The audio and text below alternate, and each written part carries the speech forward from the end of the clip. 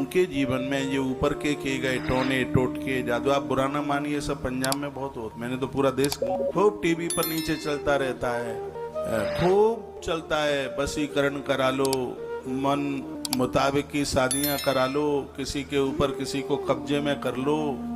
डोकरिया सास परेशान करती है तो उसको 2 मिनट में सीधा कर दो। सो ये बहुएं कुंडल बेच बेच के चली जाती है, खूब चलता है। मैंने तो पंजाब बहुत घूमा है। मैं निवेदन करना चाहूंगा जो यहाँ लिखा तोयम च नारिकेलस्य है, नारियल के पानी से जो माता रानी को स्नान कराते हैं उनके ऊपर किसी का जादू टोना आते हैं, उनके ऊपर किसी का जादू टोना टोटका किया गया, ये सब प्रभावी ही नहीं। मैं पहली बार बात बोल रहा हूँ, श्लोक पर मेरी निगाह पड़ गई है। तो नवरात्रा का दिन है, रोज कर सकें तो रोज कर लीजिए। एक आध दिन नारियल जल के द्वारा माँ को ऐसे नहलाया जाता है जैसे महादेव को पंचामृत से स्नान कराया जाए। माँ इससे बड़ी प्रसन्न होती है। देव्या प्रियाण पुष्पाणी बकुलम केसरम तथा, माँ को केसर अति प्रिय है। लाल चंदन में थोड़ा केसर डालिए, फिर उसको घिसिए, फिर उसको संस्कृत में कुमकुम कहते हैं कि तो देव्या प्रियाणी, माता जी को यह अति प्रसन्न है। कुछ फूल ज्यादा माँ को प्रिय हैं, उनके बारे में कहा गया उत्तमम सर्व पुष्पेषु द्रव्यम पायस मोदकई। देखो ये अभी मैं पूर्व में बात बोल रहा था, कुछ फूल प्रसन्न है। पायस मोदकई, पायस कहते हैं खीर, मोदक कहते हैं लड्डू। लडुआ और खीर माँ को अति प्रिय है, अति प्रसन्न। 5 चीजें हैं जिससे माँ भगवती प्रसन्न होती है। नंबर 1 घट स्थापन, नंबर 2 अखंड ज्योत, नंबर 3 दुर्गा सप्तशती का पाठ। पायस कहते हैं खीर, मोदक कहते हैं लड्डू। लडुआ और खीर माँ को अति प्रिय है, अति प्रसन्न है। मैं तो कथा करके 4 दिन के बाद चला जाऊंगा। यदि मेरी व्यासपीठ के बताए गए नियम के द्वारा अब के बार आपने इस नवरात्रा में माँ का पूजन कर लिया, कमाल हो जाएगा। आप ताली बजाएंगे, आप कहेंगे महाराज जी धन्यवाद, बड़ी अच्छी बात बता के गए थे। आपको इधर उधर कहीं गंडा तावीजों के चक्कर में नहीं पड़ना पड़ेगा। मैं बड़ा विरोधी हूँ ये झाड़ा फूंकी का। ये सब अपने सात्विक भाव से देवी देवताओं को मानिए, सब करा जरूरत ही नहीं है। क्या गंडा तावीज फूंका फाकी, सात्विक भाव से देवी देवताओं का पूजन कीजिए। कभी कुछ उल्टा पुल्टा हो ही नहीं सकता, कुछ गलत हो ही नहीं सकता। तो ये दिन नवरात्रा के हैं। एक समय सुबह के समय में लड्डू का भोग लगा दो और शाम के समय में पायस ही खीर का भोग लगा दीजिए माँ का। अष्टमी को चना हलवे का भोग लगा दें। और भी बीच बीच में मैं बोलता रहूंगा, देवी भागवत में भी कुछ वर्णन है। एक कन्या का पूजन रोज कर। और नवरात्रा में 2 वर्ष से लेकर के 10 साल तक की कन्या पूजा में अति विशेष है। वैसे तो जब तक बेटी कुंवारी है तब तक वो बड़ी पूज्य है। समझदार लोगों को अविवाहित कन्याओं से पाम नहीं छुपाने चाहिए। हाँ, जो कन्याएं हैं उससे पाम नहीं छुपाए।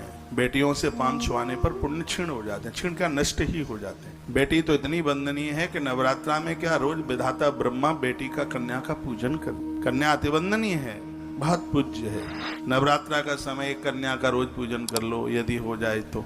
नहीं तो विधि तो यह है कि पड़वा को 1 कन्या, द्वितीया को 2, तृतीया को 3, चतुर्थी को 4, पंचमी को 5, छठवीं को 6, सप्तमी को 7, अष्टमी को 8 और नवमी को 9, कुल मिलाकर 45 कन्याओं का पूजन नवरात्रा में ये बहुत विशेष हो। आधी रात्रि तक माँ का जागरण करके सोएं। माँ चुनरी से बहुत खुश होती है, अति प्रसन्न होती है। मुझे भी माँ ने चुनरी ला करके दे दी और मैंने ओढ़ ली है, बड़ा अच्छा लग रहा है, बढ़िया लग रहा है। तो रक्तम कौशे वस्त्रम च देयम नीलम कदापिना, माँ नीला वस्त्र से प्रसन्न नहीं होती है, रक्त वस्त्र से प्रसन्न होती है। पायस मोदकई खीर और लड्डू उत्तमम सर्व पुष्पेषु, माँ के लिए उत्तम पुष्प कौन कौन से हैं बताया जाता है। कुंद का फूल है, माँ को अति प्रसन्न है। और इसमें गुड़हल, इससे तो माँ अति भारी प्रसन्न होती है। कमल से माँ अति प्रसन्न होती है। और इसमें लिखा है कि माँ भगवती बेल पत्र से बहुत 100 फूल चढ़ाएं, 1 बेल पत्र चढ़ाएं, बहुत बढ़िया है। उसी बेल पत्र को उसमें नवाहन का कोई भी मंत्र अक्षर लिखकर, ओम लिख दो, ह्रीम लिख दो, क्लीम लिख दो, ये लिख करके, और वो भी रक्त चंदन से, लाल चंदन से बेल पत्र पर लिख करके और आप माता को चढ़ाएं। बेल पत्र की माला बना करके माँ को आप चढ़ाएं। 9 दिन का आप यज्ञ करते हैं, उसमें बेलगिरी डालिए, घोर गरीबी का नाश हो जाएगा। ये इसी काल का पुराण में लिखा है। बेल पत्र की माला, पत्तों की माला बनाएं, माँ को पहनाएं और बेलगिरी को हवन में यूज करें। करवीरस्य, करवीर कहते हैं कनेर, लाल कनेर माँ को अति प्रिय है। और वही बात मैं आपको बता रहा हूँ जिसमें भगवान महादेव भैरव को सुना रहे हैं। कहते करवीरस माध्यस्य सहस्राणाम ददाति सकामान प्राप्त अभिष्टान मम लोके प्रमोदिते। भगवान महादेव कहते हैं जिसने नवरात्रा में 1000 लाल कनेर के फूल महादेवी को जगदम्बा को रोज चढ़ाए हैं, धरती पर उसकी साधना सिद्ध हो जाएगी। उसके ऊपर किसी की महामारी नहीं होगी, किसी का उच्चाटन नहीं होगा। कनेर का फूल इतना प्रभावशाली है। नवरात्रा में बच्चों के निमित्त कनेर का फूल आप महादेवी को चढ़ा देते हैं, किताबें माथे में बैठ जाएंगी। विद्या प्राप्ति के लिए अमोघ वरदान है। इसमें लिखा है जो व्यक्ति 1000 कनेर के फूल माता देवी को प्रदान करते हैं उसकी सभी मनोकामनाएं पूरी हो जाती हैं। मृत्यु के पश्चात भगवान शंकर कहते हैं वो मेरे लोक में पहुंचता हुआ आनंद लाभ को प्राप्त कर। इतनी बड़ी महिमा है कनेर का फूल। एक कुंद फूल आता है, इसकी भारी महिमा है। गुड़हल तो अविवाहित कन्याओं के लिए मृत्यु लोक का वरदान है। जिन बेटियों के विवाह में देरी हो रही है, वर मिल नहीं रहा है, घर मिल नहीं रहा है, नवरात्रा चल रही है, तो वह माँ भगवती जगदम्बा के चरणों में 1000 फूल, गुड़हल के फूल माँ को चढ़ाए।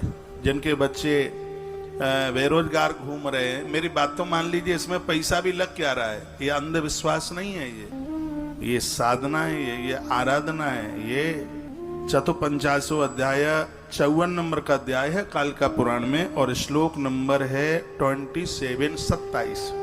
प्रमाण के साथ बोल रहा हूं, आपके पास हो जो मुझे सुन पा रहे हैं।